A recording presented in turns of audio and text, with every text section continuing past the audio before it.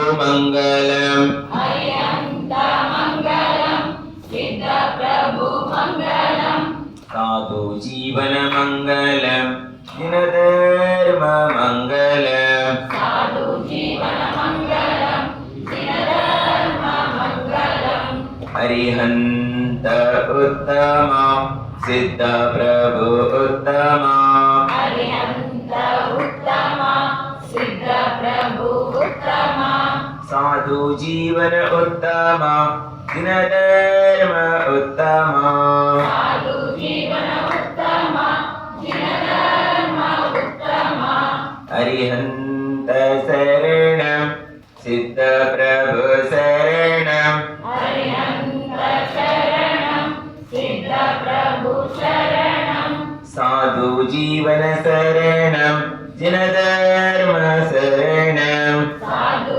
ಜೀವನ ಶರಣಂ ದಿನಧರ್ಮ ಶರಣಂ पंच परमेश्वरी भगवान की अनंतन सिद्ध परमेश्वरी भगवान की देवादिदेव पार्श्वनाथ भगवान की देवादिदेव आदिनाथ भगवान की देवादिदेव अंतिम शासन नायक महावीर भगवान की आचार्य भगवान कुंद कुंद भगवान की समाधि सम्राट परमोपकारी आचार्य गुरुदेव विद्यासागर मुनि महाराज की परम पूज्य आचार्य गुरु आर्जव सागर मुनि महाराज की अयोसा परमो धर्म की परम पूज्य मनीषी नुराइट विद्यासागर जी महाराज की जय।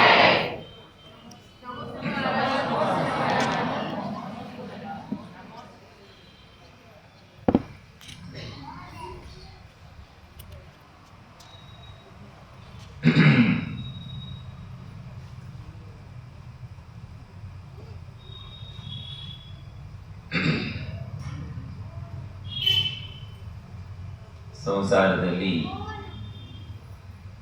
ಬಂಧುಗಳೇ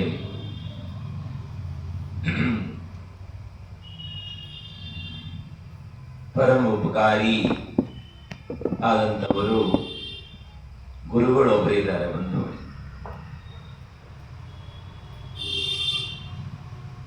ನಿಸ್ವಾರ್ಥವಾಗಿ ಯಾವುದೇ ಸ್ವಾರ್ಥವಿಲ್ಲದೆ ಜಗತ್ತಿನ ಜೀವಿಗಳೆಲ್ಲರಿಗೂ ಸಹ ಉಪಕಾರವನ್ನು ಮಾಡುವಂಥವರು ಗುರುಗಳು ಮಾತ್ರ ಪ್ರಾಪ್ತವಾಗ್ತಾರೆ. ಗುರು ಇಲ್ಲದೆ ಜೀವನದ ಶುರುವಾಗಲ್ಲ ಬಂಧುಗಳು. ಇಂದು ಮಹಾನು ಗುರುಗಳ ಇವತ್ತಿನ ಸ್ಮೃತಿ ಸಮಾರಂಭವನ್ನ ಅಂದರೆ ಸಾಧಕನ ಉತ್ಕೃಷ್ಟವಾದಂಥ ಸಾಧನೆಯ ಅಂತಿಮ ಘಟ್ಟವನ್ನ ತಲುಪಿರುವಂಥ ಸಮಾಧಿ ಮಹೋತ್ಸವ. ಮಹೋತ್ಸವ ಅಂದ್ರೆ ದೊಡ್ಡ ಹಬ್ಬ ಬಂಧುಗಳು. ಜೀವಿಗಳಿಗೆ ಇದಕ್ಕಿಂತ ದೊಡ್ಡದಾದಂಥ ಹಬ್ಬ ಇನ್ನಾವುದೂ ಇಲ್ಲ ಬಂಧುಗಳೇ. ಸಂಸಾರಿ ಜೀವಿಗಳು ನಾನಾ ಪ್ರಕಾರದ ಪರ್ವಗಳನ್ನ, ಹಬ್ಬಗಳನ್ನ, ಉತ್ಸವಗಳನ್ನ, ಮಹೋತ್ಸವವನ್ನ ಮಾಡ್ತಾ ಇರ್ತಾರೆ ಬಂಧುಗಳೇ. ಆದರೆ ಸಂಸಾರದಲ್ಲಿ ಬಹು ದುರ್ಲಭವಾದಂಥದ್ದು, ಉತ್ಕೃಷ್ಟವಾದಂಥದ್ದು ಸಮಾಧಿ ಮಹೋತ್ಸವ ಅಂದ್ರೆ ಸಮಾಧಿ ಮರಣ.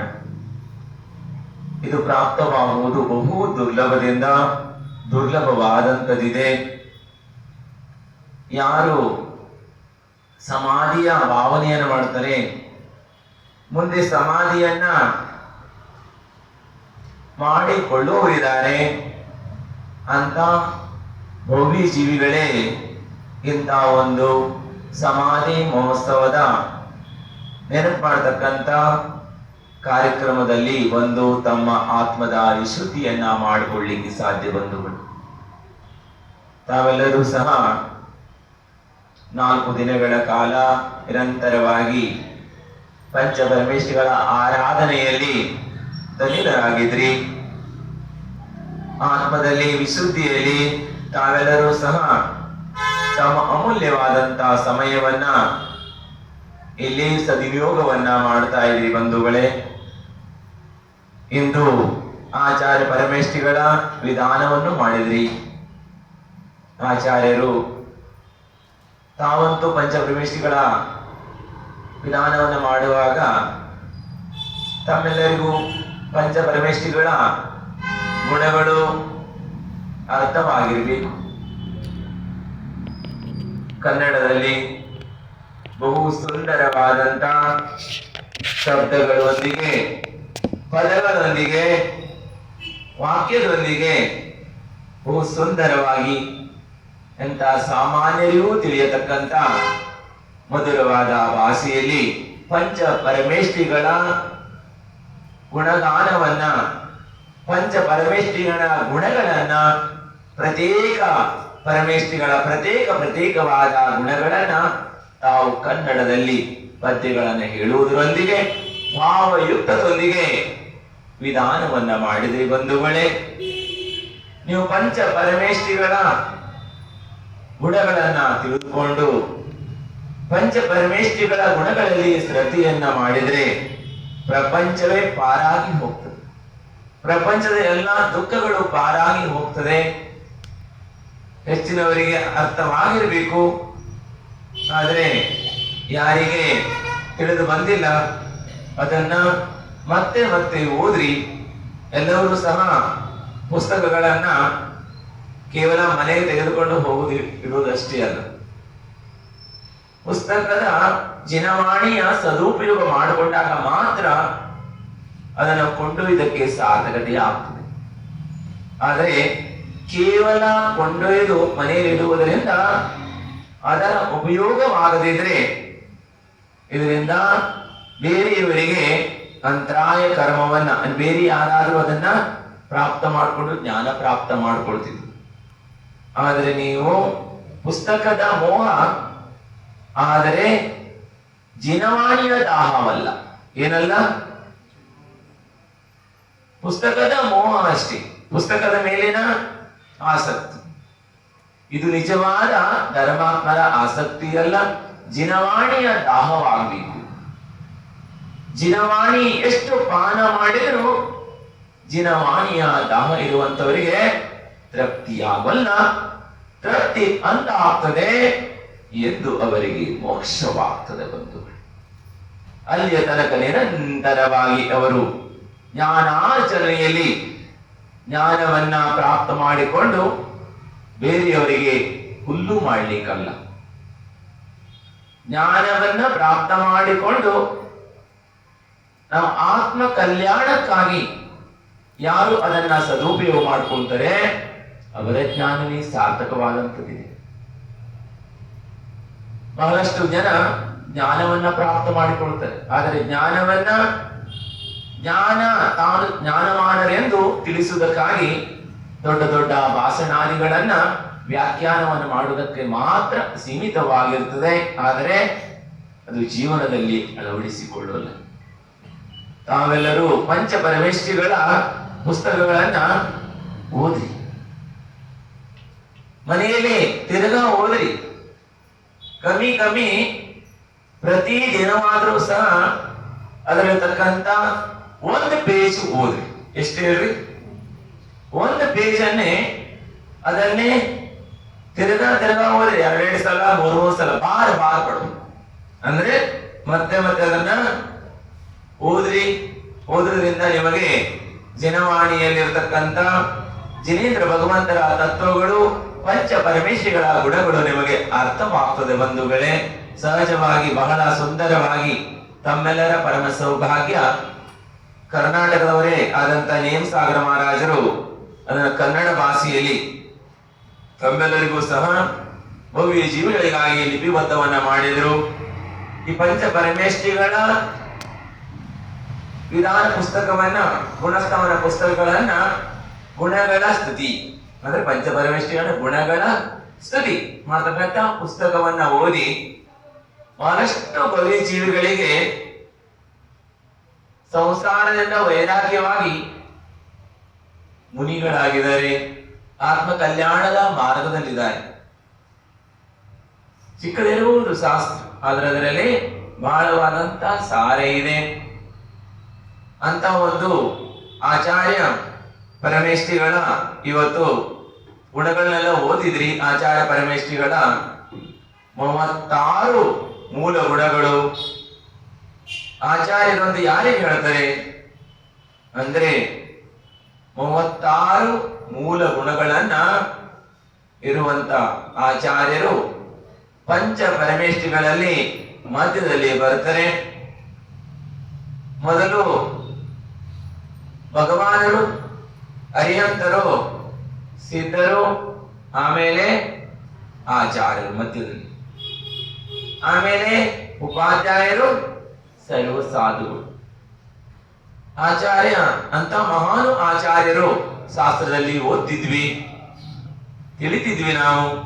ಆಚಾರ್ಯರಂದ್ರೆ ಹೀಗಿರುತ್ತಾರ, ಆಚಾರ್ಯರಲ್ಲಿ ಇಂತಹ ಗುಣಗಳಿರ್ತವೆ.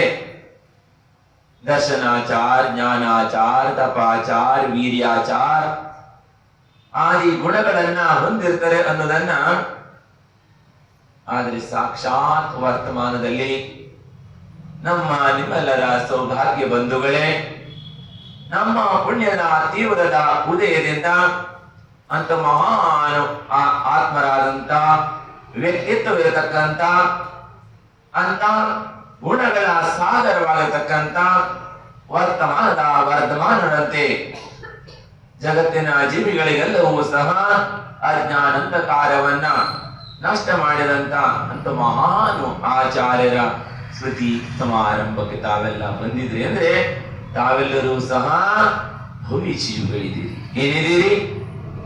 ಭವ್ಯಾತ್ಮರಿದ್ದೀರಿ. ಇಂತಹ ಒಂದು ಸಮಾರಂಭದಲ್ಲಿ ತಾವು ಬಂದು ಇಲ್ಲಿ ಕಾರ್ಯಕ್ರಮದಲ್ಲಿ ತೊಡಗುತ್ತಾ ಇದ್ದೀರಿ ಅಂದ್ರೆ ಎಲ್ಲರ ಭಾವನೆ ಯಾವ ಭಾವನೆಯಿಂದ ಬಂದಿದ್ರಿ? ಹೇ ಭಗವಾನ್, ಹೇ ಆಚಾರ್ಯ ಭಗವಾನ್, ನಿಮಗೆ ಯಾವ ರೀತಿಯಾಗಿ ಸಂಯಮ, ಸಮ್ಯಕ್ ದರ್ಶನ, ಜ್ಞಾನ ಚಾರಿತ್ರದೊಂದಿಗೆ ಸಮಾಧಿ ಮರಣವನ್ನ ಪ್ರಾಪ್ತ ಮಾಡಿಕೊಂಡ್ರಿ. ದುಃಖಕ್ಕೋ ಕಮ್ಮಕ್ಕೋ ಭೂಯಿಲಾವೋ ಸ್ವೀಗಮನಂ ಸಮಾಧಿ ಮರಣಂ ಚಿರಗುಣ ಸಂಪತ್ತಿ ಅಂದ್ರೆ ಜನಗುಣ ಸಂಪತ್ತಿ ಪ್ರಾಪ್ತವಾಗಲಿ, ದುಃಖದ ನಾಶವಾಗಲಿ, ಕರ್ಮದ ಕ್ಷಯವಾಗಲಿ, ಬೋಧಿ ಪ್ರಾಪ್ತವಾಗಲಿ, ಸಮಾಧಿ ಮರಣವಾಗಲಿ, ಧರ್ಮದ ಸಾರ ಪೂರ್ಣವಾದಂತ ಧರ್ಮವನ್ನ ಆಚರಣೆ ಮಾಡುವಂತ ಧರ್ಮಾತ್ಮರ ಪೂರ್ಣವಾದಂತ ಸಾರ ಯಾವುದು? ಸಾರ ಪೂರ್ಣವಾದಂತ ವಸ್ತು ಎಂದರೆ ಬಂಧುಗಳೇ ಸಮಾಧಿ ಮರಣ. ಸಮಾಧಿ ಮರಣವಾದಾಗಲೇ ಅವರು ಆಚರಣೆ ಮಾಡಿದಂತ ಧರ್ಮ, ಶ್ರಾವಕ ಧರ್ಮ, ಶ್ರವಣ ಧರ್ಮದ ಆಚರಣೆಯ ಸಾರ್ಥಕತೆಯಾಗುತ್ತದೆ. ಅಂತ ಮಹಾನು ಆಚಾರ್ಯರು ಜೀವನ ಕಾಲದಲ್ಲಿ ನಿರ್ದೋಷವಾಗಿ ಆಚರಣೆಯನ್ನ ಮಾಡುವುದರೊಂದಿಗೆ ಬಹಳಷ್ಟು ಭವ್ಯ ಜೀವಿಗಳಿಗೆ ಆಚರಣೆಯನ್ನ ಮಾಡುವುದಕ್ಕೆ ಪ್ರೇರಣೆ ಮಾಡಿದರು. ನಿರ್ದೋಷವಾಗಿ ಆಚರಣೆಯನ್ನ ಮಾಡುತ್ತಾ ಕೊನೆಗೆ ಯಾವ ರೀತಿಯಾಗಿ ಅಸ್ತನಾಗುವಂತಹ ಕಲೆಯನ್ನು ಸಹ ಜಗತ್ತನ ಜೀವಿಗಳಿಗೆ ಸಾರಿ ಹೇಳಿದಂತ ಉತ್ಕೃಷ್ಟವಾದಂತಹ ಸಮಾಧಿ ಮರಣವನ್ನ ಮಾಡಿಕೊಂಡಂತ ಆಚಾರ್ಯ ಭಗವಂತರು ವಿದ್ಯಾಸಾಗರ ಮಹಾರಾಜರ ಸ್ಮೃತಿ ಸಮಾರಂಭವನ್ನು ಮಾಡ್ತಾರೆ. ಎಂತಹ ಆಚಾರ್ಯರು! ಆಚಾರ್ಯರನ್ನು ಓದ್ತಿದ್ವಿ ನಾವು ಹಿಂದೆ. ಆಚಾರ್ಯರು ಕೊಂದ ಆಚಾರ್ಯರಾಗಿದ್ರು, ಆಚಾರ್ಯ ಸಮಂತಭದ್ರರಾಗಿದ್ರು, ಆಚಾರ್ಯ ವಾರಿಶೇನಾದಿ, ಹಾಗೆ ಆಚಾರ್ಯರು ವಿದ್ಯಾನಂದರಾಗಿದ್ರು. ಆಚಾರ್ಯರು ವಿದ್ಯಾನಂದ್ರ ಬಹಳ ಜನ ಆಗಿದ್ರು, ವರ್ತಮಾನ ವಿದ್ಯಾನಂದರಲ್ಲ. ಅಂದ್ರೆ ಆಚಾರ್ಯ ಅಂತ ಮಹಾನ್ ಆಚಾರ್ಯರು ಬಹಳಷ್ಟು ಜನ ನಿರ್ದೋಷವಾಗಿ. ಆದ್ರೆ ವರ್ತಮಾನದ ವಿದ್ಯಾನಂದರು ಹೇಳಿದ್ರು, ಜ್ಞಾನ ಬೇಕಾದ್ರೆ ನಮ್ಮ ಕಡೆಗೆ ಬರ್ರಿ, ನಾನು 18,000 ಪುಸ್ತಕಗಳನ್ನು ಓದಿದ್ದೀನಿ. ಆದ್ರೆ ಚಾರಿತ್ರ್ಯ ಬೇಕಂತ ಹೇಳಿದ್ರೆ ಯಾರ ಕಡೆಗೆ ಹೋಗ್ರಿ? ಆಚಾರ್ಯ ವಿದ್ಯಾಸಾಗರ ಕಡೆಗೆ ಹೋಗಿದೆ, ನನ್ನ ಕಡೆಗೆ ಇಲ್ಲ. ಅಂದ್ರೆ ಅಂತ ಮಹಾನ್ ಆಚಾರ್ಯರು, ಆಚಾರ್ಯರಿಗೆ ಜ್ಞಾನಾಚಾರ್ಯರು ಇದ್ರು, ತಪಾಚಾರ್ಯರು ಇದ್ರು, ಚಾರಿತ್ರಾಚಾರ್ಯರು ಇದ್ರು. ಮಹಾನು ಆಚಾರ್ಯರು, ಆಚಾರ್ಯರು ಇರಬೇಕಾದಂತ 36 ಗುಣಗಳು ತುಂಬಿ ತುಳುಕ್ತಾ ಇತ್ತು. ಅಂತ ಮಹಾನು ಆಚಾರ್ಯರು ವರ್ತಮಾನದಲ್ಲಿ ನಿಮ್ಮೆಲ್ಲರ ಸೌಭಾಗ್ಯ ಬಂಧುಗಳೇ. ಅಂತ ಆಚಾರ್ಯ ಭಗವಂತನ ಚರಣ ಸಾನ್ನಿಧ್ಯ ಪ್ರಾಪ್ತವಾಗಿದೆ. ಅಂದ್ರೆ ಆಚಾರ್ಯ ಭಗವಂತನ ಚರಣ ದಾಸತ್ವ ಪ್ರಾಪ್ತವಾಯಿತು ಅಂತ ಹೇಳಿದ್ರೆ ನಾವು ಬಹು ಸೌಭಾಗ್ಯಶಾಲಿಗಳಿದ್ದೀವಿ. ಅಂತ ಆಚಾರ್ಯನ ದರ್ಶನ ಮಾಡತಕ್ಕಂತ ಮತ್ತು ಅಂತ ಆಚಾರ್ಯರ ವಾಣಿಯನ್ನ ಕೇಳತಕ್ಕಂತ, ಆಚಾರ್ಯರು ತೋರಿಸಿದಂತ ಮಾರ್ಗದಲ್ಲಿ ಹೋಗುವುದಕ್ಕೆ ನಮಗೆ ಸದ್ಬುದ್ಧಿ ಪ್ರಾಪ್ತವಾಗಿದೆ ಅಂದ್ರೆ ನಾವು ಬಹು ಭಾಗ್ಯಶಾಲಿಗಳಿದ್ದೀವಿ. ಪುಣ್ಯದಿಂದ ಪ್ರಾಪ್ತವಾಗ್ತದೆ.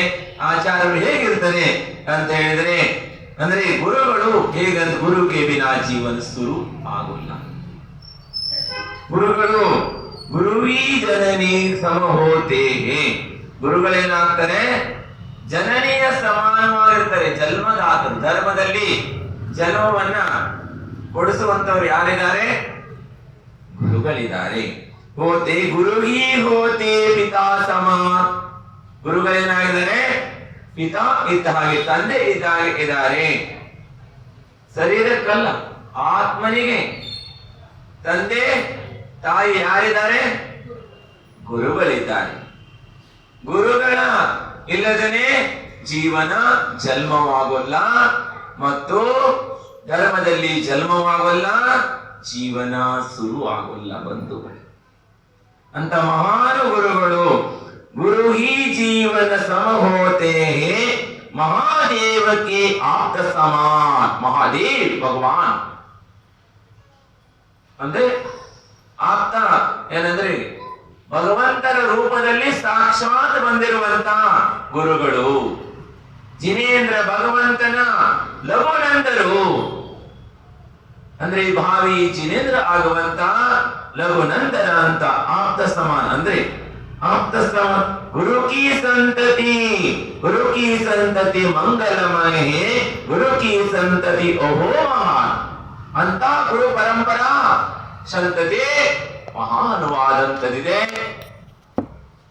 ವರ್ತಮಾನದ ಪರಂಪರೆಯಲ್ಲಿ ಆಚಾರ್ಯ ಆಗಿ ಬಂದಂತ, ಹಾಗೇನೆ ಮಂಗಲಂ ಭಗವಾನ್ ವೀರೋ, ಮಂಗಲ ಗೌತಮುಗಣಿ, ಮಂಗಲಂ ಕುಂದ ಕುಂದಾರಿಯೋ ಜೈನ ಧರ್ಮೋಸ್ತು ಮಂಗಲಂ ಅಂತ ಮಂಗಲ ಪರಂಪರೆಯಲ್ಲಿ ಬಂದಂತ ಆಚಾರ್ಯ ಗೌತಮ ಸ್ವಾಮಿಗಳ ಪರಂಪರೆಯಲ್ಲಿ, ಆಚಾರ್ಯ ಕುಂದರ ಪರಂಪರೆಯಲ್ಲಿ ಆಚಾರ್ಯ ಭಗವಂತರು ಪೂರ್ವಾಚಾರ್ಯ ಹೇಳಿರುವಂತ ಸಮೀಚೀನವಾದಂತ ಮೋಕ್ಷ ಪಥವನ್ನ ಪ್ರಕಾಶ ಮಾಡಿದಂತ ಮಹಾನು ಆಚಾರ್ಯರು.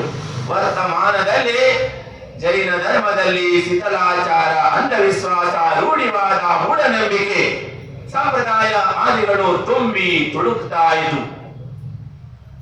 ಹಾಗೆ ಶ್ರವಣ ಧರ್ಮದಲ್ಲಿ, ಶ್ರಾವಕ ಧರ್ಮದಲ್ಲಿ ಏಕಾಂತವಾದಿಗಳು, ನಾನಾ ಪ್ರಕಾರದ ಪಂಗಡಗಳು. ಆದರೆ ಆಚಾರ್ಯ ಭಗವಂತರು ಗಂಟಾ ಘೋಷವಾಗಿ ಹೇಳುತ್ತಿದ್ರು, ಯಾವ ಪಂಗಡಗಳು ಪದವಲ್ಲ, ಮೋಕ್ಷ ಮಾರ್ಗವಲ್ಲ. ಯಾವುದು ಜಿನೇಂದ್ರ ಭಗವಂತರು ಹೇಳಿದ್ರು, ಪದ ಮಾತ್ರ ಮೋಕ್ಷ ಮಾರ್ಗವಿದೆ, ಪಂಥವಲ್ಲ ಎನ್ನುವುದನ್ನ. ಯಾವುದೇ ಪಂಗಡವು ಏನಲ್ಲ, ಮೋಕ್ಷ ಮಾರ್ಗವಲ್ಲ.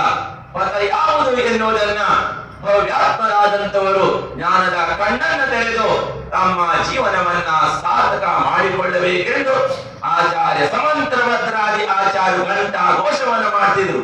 ಊರಲ್ಲಿ ಹೋಗಿ ತಮ್ಮ ಪರಿಚಯವನ್ನು ಕೊಡ್ತಿದ್ರು. ಹೇಗೆ ಅಂದ್ರೆ, ಈ ಊರಲ್ಲಿ ವಾದವನ್ನ ಮಾಡಿ ಬಂದೆ, ಆ ಊರಿಂದ ಬಂದಿದ್ದೇನೆ.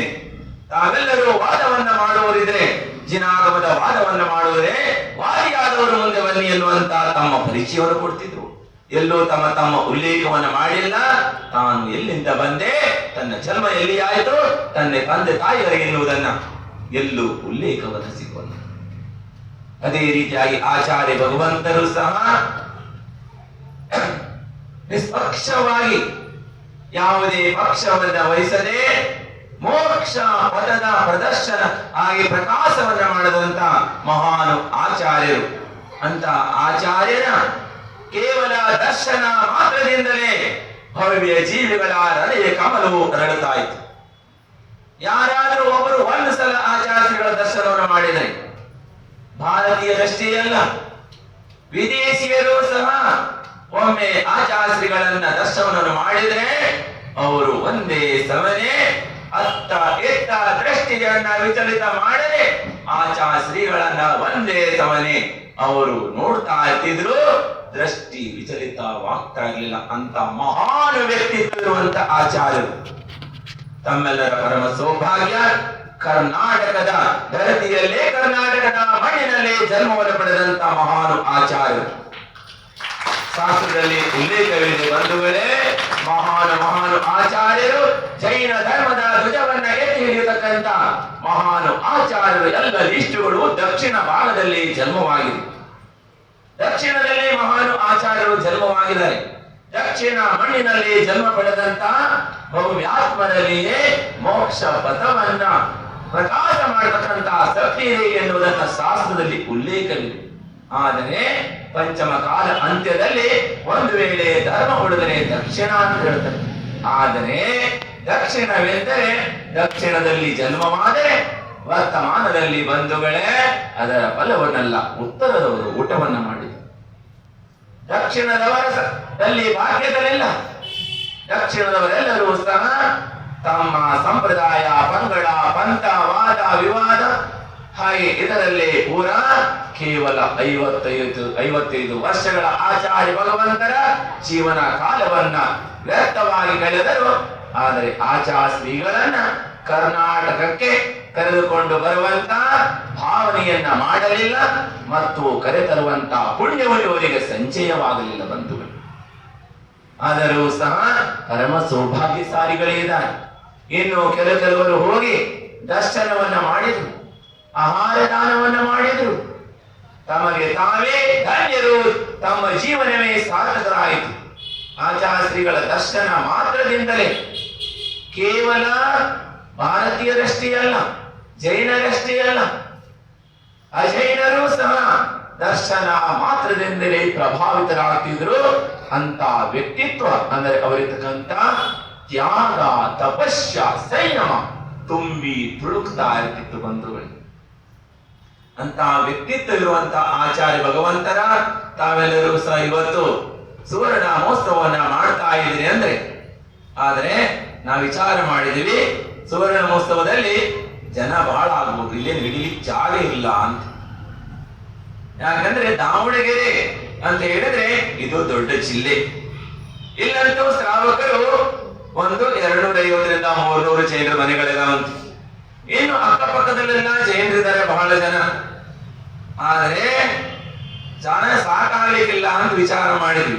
ಆದ್ರೆ ಕ್ವಾಂಟಿಟಿ ಇಲ್ಲದಿದ್ರು ಕ್ವಾಲಿಟಿ ಅವ್ರು ಇದೀರಿ. ಅಂದ್ರೆ ಹಿಂದಿನ ವರ್ಷ ಒಂದೇ ಊರಲ್ಲಿ ಮನೆ ನೋಡಿದ್ರೆ ಎಲ್ಲೂ ಕಾಣಂಗಿಲ್ಲ. ಒಂದು ಊರಲ್ಲಿ ಒಂದು ಮನೆ 1 ಕಿಲೋಮೀಟರ್ 2 ಕಿಲೋಮೀಟರ್ ಎಲ್ಲೂ ಮನೆನೇ ಕಾಣಂಗಿಲ್ಲ. ಅಂತ ಒಂದು ಕಾಡಿನಲ್ಲಿ ಒಂದು ಮನೆ ಬಂಗೋಡಿ ಅನ್ನೋ ಗ್ರಾಮದಲ್ಲಿ ಹೊಸದಾಗಿ ಜನಮಂದಿರ ಮಾಡಿದ್ರು. ಅಲ್ಲಿ ಇವತ್ತು ಯಾವ ರೀತಿ ಸುವರ್ಣ ಮಹೋತ್ಸವ ಆಚರಣೆ ಮಾಡಿದ್ವಿ, ಸುದ್ದಿ ಸಮಾರಂಭವನ್ನ ಅದೇ ರೀತಿಯಲ್ಲಿ ಆಚರಣೆಯನ್ನ ಮಾಡಿದ್ವಿ. ಆದ್ರೆ ಇದಕ್ಕಿಂತ 3 ಪಟ್ಟು ಚೆನ್ನಾಗಿದ್ರು. ಗೋಡವನಲ್ಲಿ ಅವ್ರದೊಂದು ಗೋಡವನ್ ಇತ್ತು. ಅದರ ಮುಂದಗಡೆ ಮನೆಯವರ ಅಂಗಳದಲ್ಲಿ ಹೊರಗಡೆ ಎಲ್ಲ ಚಪ್ಪರಗಳನ್ನು ಹಾಕಿ ಅಲ್ಲೆಲ್ಲ ಬಂದಿದ್ರು ಮಲ್ನಾಡು. ಆದ್ರೆ ಯಾರ ಭಾಗ್ಯದಲ್ಲಿ ಎಷ್ಟಿದೆ ಅಷ್ಟೇ ಪ್ರಾಪ್ತ ಮಾಡಿಕೊಳ್ಳಿಕ್ಕೆ ಸಾಧ್ಯ ಬಂಧುಗಳೇ.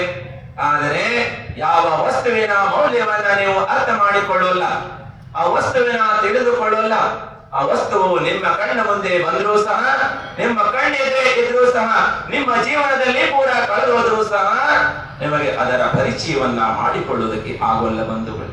ಯಾಕಂತ ಹೇಳಿದ್ರೆ ರತ್ನದ ಪರಿಚಯವಿದ್ದಾಗ ಮಾತ್ರ ರತ್ನ ಪ್ರಾಪ್ತವಾದಾಗ ಇದು ರತ್ನವೆಂದು ತಿಳಿದು ಅದರ ಬೆಲೆ ಕಟ್ಟುವುದಕ್ಕೆ, ಅದಕ್ಕೆ ಗೌರವವನ್ನು ಮಾಡುವುದಕ್ಕೆ ಸಾಧ್ಯ. ಆದರೆ ರತ್ನ ಮತ್ತು ಕಾಜಿನ ವ್ಯತ್ಯಾಸವನ್ನ ತಿಳಿಯದೆ ಅದನ್ನ ಗುರುತಿಸುವುದಕ್ಕೆ ಸಾಧ್ಯವಾಗುವುದಿಲ್ಲ ಬಂಧುಗಳೇ. ತಾವೆಲ್ಲರೂ ಸಹ ಮುಂದೆ ದಿನಗಳಾದರೂ ಸಹ ರತ್ನ ಯಾವುದು ಕಾಜ ಯಾವುದು ಆಚಾರ್ಯ ಭಗವಂತರು ಹೇಳಿದಂತ ತತ್ವಗಳನ್ನಾದರೂ ತಿಳಿದು ಆಚಾರ್ಯ ತೋರಿಸಿದಂತಹ ಮಾರ್ಗದಲ್ಲಿ ತಾವು ಮುಂದೆ ಸಾಗಿ ಆತ್ಮ ಕಲ್ಯಾಣವನ್ನ ಮಾಡಿಕೊಳ್ಳಬೇಕು. ಯಾಕೆಂದರೆ ಇಂತಹ ಆಚಾರ್ಯರು ಮತ್ತೆ ಮತ್ತೆ ಜನ್ಮವಾಗಲ್ಲ. ಶಾಸ್ತ್ರದಲ್ಲಿ ಉಲ್ಲೇಖವಿದೆ, ಯಾವಾಗ ಧರ್ಮದ ಪತನವಾಗ್ತಾ ಇರ್ತದೆ, ಧರ್ಮವು ಪೂರ ಮುಳುಗ್ತಾ ಇರ್ತದೆ, ದೀಪ ಆರುವ ಸಮಯದಲ್ಲಿ ಭವ್ಯಾತ್ಮರಾದಂತರು ಒಬ್ಬರು ಜನ್ಮವನ್ನ ಪಡಿತಾರೆ. ಅಂದ್ರೆ ಇಂಥವರ ಜನ್ಮ 1500 ವರ್ಷಗಳಿಗೊಮ್ಮೆ ಆಗ್ತದೆ. ಅಂತ ಆಚಾರ್ಯರು ನಭೂತು ಭವಿಷ್ಯತ, ಹಿಂದೆ ಆಗಿದ್ರು ಮುಂದೆ ಆಗ್ಬೇಕಂದ್ರೆ ಆಚಾರ್ಯರು ಬಹಳ ಇರಬಹುದು, ಆದ್ರೆ ಇಂಥ ಗುಣ ಆಚಾರ್ಯರು ವರ್ತಮಾನದಲ್ಲಿ ಯಾರು ಇಲ್ಲ ಬಂತು. ಅಂತ ಮಹಾನ್ ವ್ಯಕ್ತಿತ್ವ ಇರುವಂತವರು ಶಾಸ್ತ್ರದಲ್ಲೂ ಹೇಳಿದ್ದಾರೆ, ಇಂಥವರು 1500 ವರ್ಷಗಳಿಗೊಮ್ಮೆ ಇಂಥವರು ಜನ್ಮವನ್ನ ಪಡೆದು ಧರ್ಮದ ಜ್ಯೋತಿಯನ್ನ ಬೆಳಗಿಸಿ ಅವರು ಅಸ್ತರಾಗ್ತಾರೆ. ಅದೇ ರೀತಿ ಬಹಳ ಲಂಬಾ ಸಮಯ, ಅಂದ್ರೆ ಬಹಳ ಲಂಬಾ ಸಮಯ ತನಕ ಅವರು ಏನು ಮಾಡಿದ್ರು, ಧರ್ಮದ ಜ್ಯೋತಿಯನ್ನ ಬೆಳಗಿಸಿ ಅಸ್ತವಾಗಿರುವಂತ ಇವತ್ತಿನ ದಿನ ಅಂದರೆ 2ನೇ ವರ್ಷ ಸ್ಮೃತಿ ಸಮಾರಂಭ ಅಂದ್ರೆ ಮೃತ್ಯು ಮಹೋತ್ಸವ, ಸಮಾಧಿ ಮರಣ ಅಂತ ಮಹಾನ್ ಮಹೋತ್ಸವವನ್ನ ಜೀವನ ಕಾಲದಲ್ಲಿ ಆಚರಣೆ ಮಾಡಿದ್ರು. ಕೊನೆಗೆ ಅಂತಿಮ ಸಮಯದಲ್ಲಿ ಮೃತ್ಯು ಮಹೋತ್ಸವವನ್ನ ಆಚರಣೆ ಮಾಡುವುದರೊಂದಿಗೆ ಸಮಾಧಿ ಮರಣದೊಂದಿಗೆ ಅವರು ಜಗತ್ತಿನ ಜೀವಿಗಳಿಗೆಲ್ಲರಿಗೂ ಸಹ ಅವರು ಮೋಕ್ಷ ಪದವನ್ನ ಪ್ರಕಾಶವನ್ನ ಮಾಡಿದ್ರು. ಅಂತ ಆಚಾರ್ಯರ ಒಂದು ಇವತ್ತಿನ ಸ್ತುತಿ ಸಮಾರಂಭ ತಾವು ಮಾಡ್ತಾ ಇದ್ದಾರೆ. ಅಂದ್ರೆ ಆಚಾರ್ಯರ ಸಾನ್ನಿಧ್ಯ ಪ್ರಾಪ್ತವಾಗದೆ ಗುರುಗಳಿಲ್ಲದೆ ಜೀವನದ ಪ್ರಾರಂಭವಾಗಲ್ಲ. ಗುರುಗಳಿಂದ ಏನಾಗಲ್ಲ, ಜೀವನದ ಪ್ರಾರಂಭವಾಗಲ್ಲ ಬಂಧುಗಳೇ. ಗುರುವೇ ಮಹಾನ್, ಗುರುಗಳಿಂದಲೇ ಎಲ್ಲವೂ ಸಹ ಪ್ರಾರಂಭವಾಗ್ತದೆ. ಒಮ್ಮೆ ಒಂದು ಧರ್ಮಸಭೆಯಲ್ಲಿ ಒಬ್ಬ ಹೆಣ್ಣು ಮಗಳು ಬಂದು ಕುತ್ಕೊಂಡಿರ್ತಾರೆ. ಕೇಳ್ತಾರೆ ಅವರಿಗೆ, ಹಾಗೇನೆ ಯಾರ್ಯಾರು ನಿಮ್ಮ ಮನೆಯಲ್ಲಿದ್ದೀರಿ, ಎಷ್ಟು ಮಂದಿ ಇದ್ದೀರಿ? ಆಗ ಅಕ್ಕಿ ಹೇಳ್ತಾಳ, ಎಷ್ಟು ಮಂದಿ ನಾವಿದ್ವಿ ಅಂದ್ರ ನಮ್ಮನೆಯವರು ನಾವು ಮತ್ತ ಅತ್ತೆ ಮಾವ, ಹಾಗೇನೆ 4 ಮಂದಿ ಇದೀವಿ. ಆಗ ಅವರು ಕೇಳ್ತಾರೆ, ನಿನಗೆ ಎಷ್ಟು ವರ್ಷಮ್ಮ ಕೇಳ್ತಾರ, ವರ್ಷ ಎಷ್ಟು ನಿನಗೆ? ಆಗ ಆಕಿ ಹೇಳ್ತಾಳೆ, ನನಗೆ ಒಂದು 15-20 ವರ್ಷ ಆಯ್ತು. ಅಂದ್ರೆ ನಿನಗೆ ಪತಿಗೆ ಎಷ್ಟು ವರ್ಷ? ಪತಿಗೆ ಎಷ್ಟು ವರ್ಷ ಅಂದ್ರ ಆತನಿಗೆ ಈಗ 5-6 ವರ್ಷ. ಎಷ್ಟು ವರ್ಷ ರೀ? ಯಾರು ಆಗ್ತಾರೆ ಪತಿಗೆ, ಆಕಿಗೆ 20 ವರ್ಷ, ಹಾಗೆ ಪತಿಗೆ 5-6 ವರ್ಷ ಆಗಿರ್ಬೇಕು. ಒಂದು 6-5 ವರ್ಷ ಆಯ್ತು. ಇನ್ನು ಅತ್ತೆಗೆ ಎಷ್ಟು ವರ್ಷ? ಅತ್ತೆಗೆ 1 ವರ್ಷ. ಮಾವಗೆ ಎಷ್ಟು ವರ್ಷ? ಮಾವನ ಜನ್ಮನೇ ಆಗ್ಲಿಲ್ಲ. ಮಾವ ಕುತ್ಕೊಂಡಿದ್ರ ಸಿಟ್ಟು ಬರ್ತಿದ್ದಿಲ್ಲ. ಸಸಿಗೆ ಏನೋ ಕೆಟ್ಟೈತಿ, ಏನಾಗೈತಿ? ಬಿಸಿಲು ತಲೆ ಕೆಟ್ಟ ಹೋಗೈತಿ. ಮತ್ ಹಿಂಗ್ ಮಾತಾಡ್ತಾಳ, ಮನೆಗೆ ಹೋಗಿ ನೋಡ್ಕೊಂತೀನಿ. ಆದ್ರ ಸಭದಾಗ ಮಾತಾಡಂಗಿಲ್ಲಲ್ಲ. ಹಾಗೇನೆ ಗುರುಗಳು ಹೆಂಗಮ್ಮ ಹೇಳು ಅಂತ ಹೇಳ್ತಾನೆ. ಆಕಿ ಹೇಳ್ತಾಳ, ಒಂದು 20 ವರ್ಷದ ಹಿಂದೆ ನಮ್ಮೂರ ಪಾಠಶಾಲ ನಡೀತಾ ಇತ್ತು. ಪಾಠಶಾಲೆಯಲ್ಲಿ ಇಲ್ಲಿ ಪಾಠಶಾಲ ತಗೊಂತ ಇದ್ದಾರಲ್ಲ, ಹಾಗೆ ಪಾಠಶಾಲೆಯಲ್ಲಿ ಜಿನವಾಣಿಯನ್ನೆಲ್ಲ ಹೇಳ್ತಿದ್ರು, ಜಿನವಾಣಿ ಎಲ್ಲ ಕೇಳ್ತಿದ್ವಿ ನಾವು. ಅದೇ ಸಮಯದಲ್ಲಿ ಮುನಿಗಳು ಸಹ ವಿಹಾರ ಮಾಡ್ಕೊಂಡು ಬಂದ್ರು. ಬಹಳ ದಿನ ಪಾಠಶಾಲೆ ರವಿವಾರ ನಡೀತಿತ್ತು, ಸುಟಿ ಇದ್ದಾಗೆಲ್ಲ ಹೋಗ್ತಿದ್ವಿ ಮತ್ತು ಕೆಲವೊಂದು ವಿಚಾರಗಳೆಲ್ಲ ಹೇಳ್ತಾ ಇದ್ರು, ಪಾಠಶಾಲೆಯಲ್ಲಿ ತಿಳ್ಕೊಂತಾ ಇದ್ವಿ. ಗುರುಗಳ ಬಂದಾಗ ಮತ್ ಪುನಃ ನಾವು ತಿಳ್ಕೊಂಡು ಹೇಳಿದ್ರು. ಆವಾಗ ನಮಗೆ ಏನಾಯ್ತು, ಧರ್ಮದಲ್ಲಿ ಶ್ರದ್ಧಾ ಆಯ್ತು. ಅಂದು ನಾವು ಪೂರ್ಣವಾಗಿ ತತ್ವವನ್ನ ಮತ್ತು ಜಿನ ಧರ್ಮದಲ್ಲಿ ಶ್ರದ್ಧೆಯನ್ನು ಮಾಡಿದ್ವಿ, ಅವತ್ತೇ ನಮ್ಮದು ಧರ್ಮದಲ್ಲಿ ಜನ್ಮವಾಯಿತು. ಅಂದ್ರೆ ಈಗ ಒಂದು 20 ವರ್ಷದ ಹಿಂದೆ. ಇನ್ನು ಪತಿಗೆ 5 ವರ್ಷ ಅಂದ್ರ ನಾವು ಮದುವೆ ಬಂದು ಎಷ್ಟು ವರ್ಷ ಆಯ್ತು? 5 ವರ್ಷ ಆಯ್ತು. ಮದುವೆ ಆಗಿ ಬಂದ್ಮೇಲೆ ಒಮ್ಮೆ ಗುರುಗಳ ಹತ್ರ ಕರ್ಕೊಂಡು ಹೋದಾಗ ಗುರುಗಳು ಎಲ್ಲ ತಿಳಿಸಿ ಹೇಳಿದ್ರು, ಧರ್ಮವನ್ನು ತಿಳಿಸಿ ಹೇಳಿದ್ರು. ಹೇಳಿದ ಮೇಲೆ ನಮ್ಮ ಮನೆಯವರು ಶ್ರದ್ಧಾ ಮಾಡಿದ್ರು ಮತ್ತು ಧರ್ಮದಲ್ಲಿ ಶ್ರದ್ಧೆಯನ್ನು ಮಾಡಿದ್ರು. ಅವತ್ತು ಅವ್ರ ಜನ್ಮ ಆಗೈತಿ, 5 ವರ್ಷ ಆಗಿದೆ. ಇನ್ನು ಅತ್ತೆಗೆ 1 ವರ್ಷ ಅಂದ್ರ 1 ವರ್ಷದ ಹಿಂದ ಒಬ್ರು ಮುನಿ ಮಹಾರಾಜರು ನಮ್ಮ ಮನೆಗೆ ಬಂದಿದ್ರು ಆಹಾರ ಆದ್ಮೇಲೆ ಧರ್ಮ ಚರ್ಚೆ ಆಯಿತು ಮತ್ತು ಮುನಿಗಳು ಏನ್ ಮಾಡಿದ್ರು, ಉಪದೇಶವನ್ನು ಕೊಟ್ಟರು. ಉಪದೇಶದಿಂದ ಅತ್ತೆ ಅವತ್ತು ಮಿಥ್ಯಾರ್ಥವನ್ನು ತ್ಯಾಗ ಮಾಡಿದ್ರು. ಏನ್ ಮಾಡಿದ್ರು ಅವರು? ಮಿಥ್ಯಾರ್ಥವನ್ನ ತ್ಯಾಗ ಮಾಡಿ ಸಮೀಚೀನ ತತ್ವದಲ್ಲಿ ಶ್ರದ್ಧೆಯನ್ನ ಮಾಡಿದ್ರು. ಅತ್ತಿಗೆ 1 ವರ್ಷ ಆಗಿತ್ತು. ಆದ್ರೆ ಮಾವ ಮಾತ್ರ ಅಡ್ಡವಾದಿ ಇದಾರ, ಮಿಥ್ಯಾ ದೃಷ್ಟಿ ಇದಾರ, ಎಲ್ಲಾ ಕಡೆಗೆ ಹೋಗ್ತಾರ, ಎಲ್ಲಾ ಮಾಡ್ತಾರ. ಅವ್ರದ್ದು ಇನ್ನೂ ಸಂಸಾರದ ಜನ್ಮನೇ ಆಗಿಲ್ಲ. ಆಗ ಸಸಿ ಹೇಳಿದ್ರೆ ಗೊತ್ತಾಗ್ತೈತಿ, ಓ ಹೀಗೈತಿ. ಹಾಗೆ ಮನಿಗಳು ಉಪದೇಶವನ್ನ ಕೊಡ್ತಾರೆ. ಉಪದೇಶದಿಂದ ಪ್ರಭಾವಿತನಾಗಿ ಆ ಮಾವಾಗೂ ಆಚರಣ ಆಗ್ತೈತಿ. ಏನಾಗ್ತೈತಿ? ಮುನಿಗಳ ಚರಣದಾಗ ಆತನ ಜನ್ಮ ಅವತ್ತಿಂದ ಪ್ರಾರಂಭವಾಗ್ತದ. ಎಲ್ಲಿಯ ತನಕ ನಾವು ಅನಾದಿ ಮಿಥ್ಯಾತ್ವವನ್ನ ತ್ಯಾಗವನ್ನ ಮಾಡೋಲ್ಲ, ಉಲ್ಟಿಯನ್ನ ಮಾಡೋಲ್ಲ, ಅಲ್ಲಿ ತನಕ ಧರ್ಮದ ಶುರು ಆಗುವುದೇ ಇಲ್ಲ. ಯಾವಾಗ ಸಮೀಚೀನವಾದ ಶ್ರದ್ಧೆ ಆಗ್ತದೆ, ಈ ಸಮೀಚೀನವಾದಂತ ಶ್ರದ್ಧೆ ಗುರುಗಳ ಚರಣದಿಂದಲೇ ಆಗ್ತದೆ, ಅಲ್ಲೇ ಪ್ರಾರಂಭವಾಗ್ತದೆ. ಗುರು ಚರಣದಲ್ಲಿ ಎಲ್ಲ ಶ್ರದ್ಧೆ ಆಗ್ತದೆ. ಆವಾಗ ಜೀವಿಯು ಒಂದು ವೇಳೆ ನಿಮಿತ್ತಿಗಳು ಪ್ರಾಪ್ತವಾದಾಗ ಉಪಾದಾನ ಜಾಗೃತ ಇದ್ರೆ ಎಲ್ಲರದು ಆಗ್ಬೇಕಂತೇನಿಲ್ಲ. ಯಾರಿಗೆ ವೈದ್ಯವತ್ವ ಉದಯ ಬಂದಿದೆ, ಯಾರಿಗೆ ಇನ್ನು ಸಂಸಾರದ ಪಾರಾಗುವಂತ ಕಾಲ ಸಮೀಪ ಆಗ್ತಾ ಇದೆ, ಆಗ ನಿಮಿತ್ತಿಗಳು ಪ್ರಾಪ್ತವಾದ ತಕ್ಷಣ ಅವರು ಶ್ರದ್ಧೆಯನ್ನು ಮಾಡ್ತಾರೆ. ಅದೇ ರೀತಿಯಾಗಿ ಗುರುಗಳಿಲ್ಲದೆ ಜೀವನದ ಏನಾಗಲ್ಲ, ಶುರು ಆಗೋಲ್ಲ ಅಂತ ಮಹಾನ್ ಆಚಾರ್ಯರು ವರ್ತಮಾನದಲ್ಲಿ ಜನ್ಮವನ್ನ ಆಗಿ ಅವರು ಭವ್ಯ ಜೀವಿಗಳಿಗೆಲ್ಲರೂ ಸಹ ಜ್ಞಾನದ ಬೋಧನೆಯನ್ನ ಮಾಡಿದ್ರು, ಮೋಕ್ಷ ಪಥವನ್ನ ತೋರಿಸಿದ್ರು. ಅಂತ ಆಚಾರ್ಯ ತೋರಿಸಿದಂತ ಪಥವನ್ನ ಭವ್ಯಾತ್ಮರು ಗ್ರಹಣೆಯನ್ನ ಮಾಡಿ ಆತ್ಮ ಕಲ್ಯಾಣವನ್ನ ಮಾಡಿಕೊಳ್ಬೇಕು. ಮತ್ತು ನಾವು ಎಲ್ಲಿಯ ತನಕ ಗ್ರಹಣೆಯನ್ನು ಮಾಡಬೇಕು? ಅಂತಿಮ ಶ್ವಾಸ ಇರೋ ತನಕನೂ ಸಹ ಧರ್ಮವನ್ನ ಗ್ರಹಣೆಯನ್ನು ಮಾಡಿದ್ರೆ ಅಂಗಿ ಕಳಚಿ ಹಾಕೋದು ಅಲ್ಲ, ಸೀರೆ ಬದಲಾಯಿಸಿದಂಗಲ್ಲ. ಏನ್ ಹೇಳ್ರಿ? ಸೀರೆಯನ್ನು ಬದಲಾಯಿಸಿ ಮತ್ ಬೇರೆ ಸೀರೆ ಉಟ್ಕೊಂಡ್ರಿ, ಡ್ರೆಸ್ ಬದಲಾಯಿಸಿದಂಗೆ. ಧರ್ಮ ಹಾಗೆ ಬದಲಾಯಿಸುವಂತದ್ದಲ್ಲ. ಒಮ್ಮೆ ನಿಮ್ಮ ಅಡ್ರೆಸ್ ಬದಲಾಯಿಸಿ ಏನಾಗ್ತದ? ನಿಮ್ಮ ಡ್ರೆಸ್ ಹೊರಗಡೆ ಆಗಿರುವಂತ ಡ್ರೆಸ್ ಅಲ್ಲ, ಒಳಗಡೆ ಡ್ರೆಸ್ ಅಲ್ಲ. ಅದನ್ನ ನೀವು ಒಂದ್ಸಲ ಏನು ಮಾಡ್ರಿ, ಪಕ್ಕಾ ಮಾಡ್ಕೊಂಡ್ರ ಮತ್ತ ನಿಮಗೆ ಏನಾಗ್ತದ? ನಿಮ್ಮ ಪಥ ಅಂದ್ರೆ ಅಡ್ರೆಸ್ ನಿಶ್ಚಿತವಾಗ್ತದೆ. ನೀವು ಎಲ್ಲಿಯವರು ನಿಮಗಲ್ಲೇ ಸೀಡ್ ಸಿಗ್ತೈತಿ. ಈಗ ಹೇಳಕತ್ತಿರು ಹಾವೇರಿ ಕರಿಯಾಕತ್ತ ನಮ್ಗ ಹಾವೇರಿಗೆ ಹೋಗ್ಬೇಕಂತೇಳಿ. ಹಾವೇರಿ ದಿವಸ ಬರ್ತಾ ಇದಾರೆ ನೋಡ್ರಿ ವಿಧಾನ ಮಾಡಕ್. ಅಲ್ಲಿಂದನೂ ಡೈಲಿ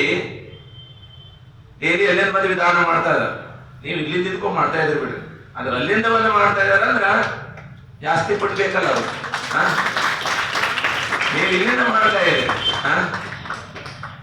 ಇನ್ನು ಬೇರೆ ಬೇರೆ ಊರಿಂದನೂ ಸಹ ಪಕ್ಕದವರು ಬರ್ತಾ ಇದಾರೆ. ನೀಲನಹಳ್ಳಿಯಲ್ಲಿ ಬಂದು ವಿಧಾನ ಮಾಡ್ತಾ ಇದ್ರು, ವಿರುಚೋಡವ್ರು ಬಂದಿದ್ರು, ಇನ್ನು ಹರಿಹರದವರು, ಬೇರೆ ಬೇರೆ ಊರಿನವರು ಸಹ ಬಂದು ವಿಧಾನಗಳನ್ನು ಮಾಡಿ ಪುಣ್ಯ ಲಾಭ ತಗೊಂಡ್ರು. ವಿರುಚೋಡಲ್ಲಿ ಮನೆ ಕಡಿಮೆ ಇದಾವ, ಆದ್ರೆ ವಿರುಚೋಡೆಗೆ ಬಹಳ ಜನ ಇಲ್ಲಿದಾರಂತ. ಆದ್ರೆ ಇಲ್ಲಿ ಬರೋಲ್ಲ. ಏನ್ ಮಾಡಲ್ಲ, ಇಲ್ಲಿ ಬರುವಲ್ಲ, ಬಿಳಿಚೋಡಲ್ಲಿ ಏನಿದ್ರಲ್ಲ ಅವರೆಲ್ಲ ಇಲ್ಲಿಗೆ ಬರ್ತಾರ. ನಿನ್ನೆ ಎಲ್ಲ ಹುಲ್ಲು ತುಂಬ ಬಂದಿದ್ರು, ಕೆಲವರು ಇವತ್ತು ಬಂದಿದ್ದಾರೆ ಕೆಲವರು. ಹಾಗೇನೆ ಅದೇ ಹೇಳಿದ್ವಿ, ಇಲ್ಲಿ ಬಂದ ಮೇಲೆ ಸಂಗತಿ ಪ್ರಭಾವ, ಸಿಟಿ ಪ್ರಭಾವ ಏನ್ ಹೇಳ್ರಿ, ಅದು ಅಲ್ಲೇ ಇರಕ್ಕಾಗ ಅವ್ರು ಚಲೋ ಇದಾರ. ಏನಾರ ಹೇಳ್ರಿ, ಅಲ್ಲೇ ಇರೋದ್ರಿಂದ ಕ್ವಾಲಿಟಿ ಇದಾರ. ಆದ್ರೆ ಇಲ್ಲಿ ಬಂದ ಮೇಲೆ ಇವರು ಈ ಕ್ವಾಲಿಟಿ ಆಗಿದ್ದಾರೆ. ಇಲ್ಲಿ ಕ್ವಾಲಿಟಿ ನಿಮ್ಮ ದಾವಣಗೆರೆ ಹವಾ, ದಾವಣಗೆರೆ ನೀರು, ಹಾಗೇನೆ ಎಲ್ಲ ಮತ್ತ ಏನ್ ಹೇಳ್ರಿ, ಎಲ್ಲರಿಗಿಂತ ಹವಾ ದೊಡ್ಡ ಹವಾ ಯಾವ್ದು ಹೇಳ್ರಿ? ಈ ದೊಡ್ಡ ಹವಾ. ಇದರಿಂದನೇ ಏನಾಗಿದೆ, ಆದ್ರೆ ಅಲ್ಲಿ ಮನೆ ಕಡಿಮೆ ಇದಾವ, ಆದ್ರೂ ಸಹ ಭಕ್ತಿಯನ್ನ ಬಹಳ ಮಾಡ್ತಾ ಇದ್ರು ಅವರು. ಅಲ್ಲೇ ಇರಬೇಕು ಮಹಾರಾಜರ ಇರಿ ಅಂತ ಇದ್ರು. ಹಾಗೇನೆ ಇದ್ದೀವಿ 4-5 ದಿವಸ ವಿಧಾನ ಮಾಡಿದ್ರು. ವಿಧಾನದಲ್ಲೂ ಸಹ ಚಲೋ ಕೂತ್ಕೊಂಡಿರಿ, ಎಲ್ಲರೂ ಕೂತ್ಕೊಂಡು ನೋಡ್ರಿ. ನೀವು ಹಾವೇರಿಲಿ ಇವತ್ತು 45 ಜನ ಅಭಿಷೇಕ ಮಾಡಿರ್ಬೇಕು ಹೆಚ್ಚು ಕಡಿಮೆ, ಹುಡುಗರೆಲ್ಲ ಸೇರಿ. ಇವತ್ತು ಜಾಸ್ತಿ ಇದ್ದಿದ್ರಲ್ಲಿ ಜಾಸ್ತಿ ಅಂದ್ರೆ ಇವತ್ತೇ ನಾವು ಬಂದ್ರೆ ಇವತ್ತು ಜಾಸ್ತಿ ಆಗಿತ್ತು. ಬಿಳಿಸೋಡಲ್ಲಿ ಅವ್ರ ಜೀವನದಲ್ಲಿ ಒದಗಿಸಿ ವಿಧಾನ ಮಾಡಿ ಅಭಿಷೇಕ ಮಾಡಿದ್ರು. 24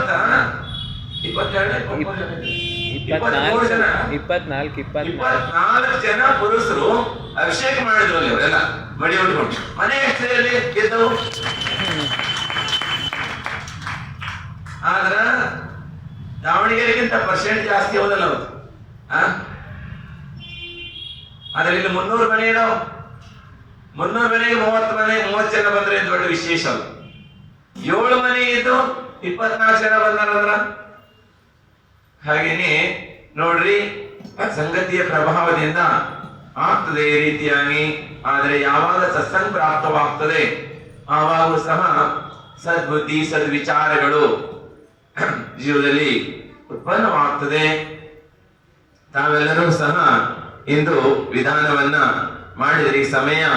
ಹಾಗೆ ನೀವೆಲ್ಲರೂ ಸಹ ಏನ್ ಮಾಡೋರಿದ್ದೀರಿ, ಮೆರವಣಿಗೆಯನ್ನ ಮಾಡೋರಿದ್ರಿ. ಗುರುಗಳ ಗಾನವನ್ನ, ಗುರುಗಳದಂತ ಗುಣಗಳನ್ನ ಎಷ್ಟು ವರ್ಣನೆ ಮಾಡಿದ್ರು ಸಹ ಅದು ಮುಗಿಯುವಲ್ಲ.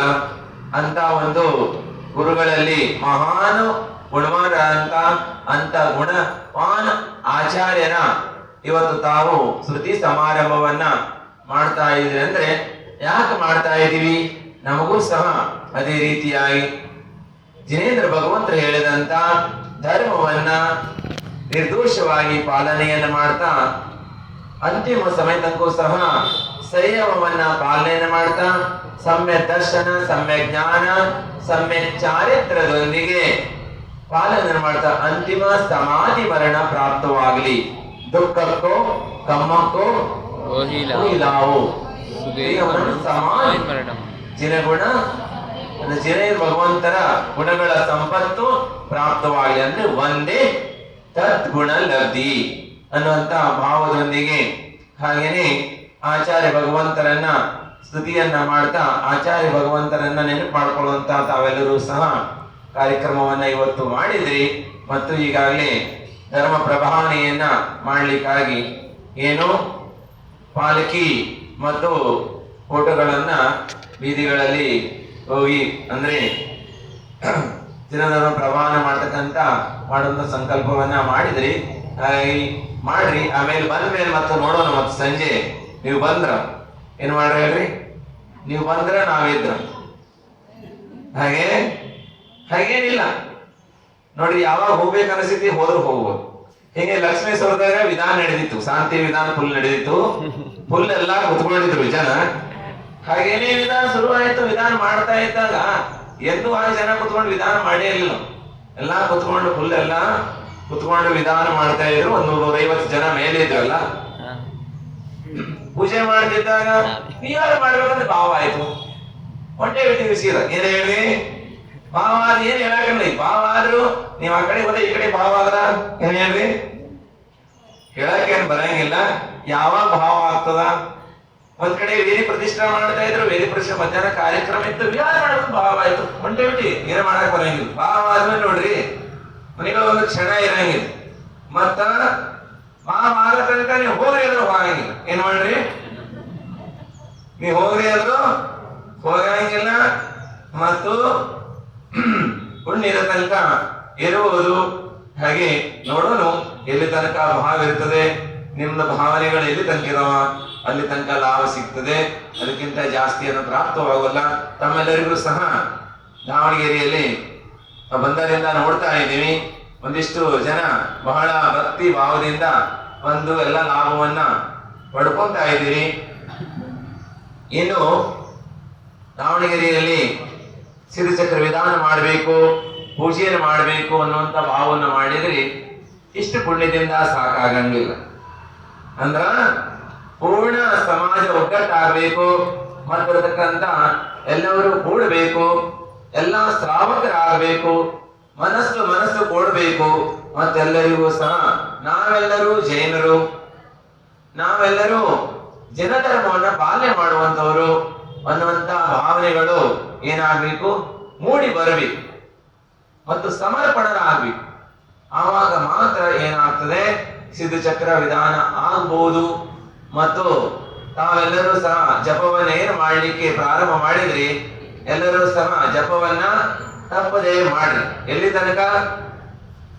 ಸಿದ್ಧಚಕ್ರ ವಿಧಾನ ಆಗು ತನಕನು ನಿರಂತರವಾಗಿ. ಮಹಾರಾಜರ ಹೆಂಗ್ ಹೇಳ್ದ, ಎಷ್ಟು ವರ್ಷ ಹೋದ್ರೆ ಏನ್ ಮಾಡದ ಕಡೆಗೆ?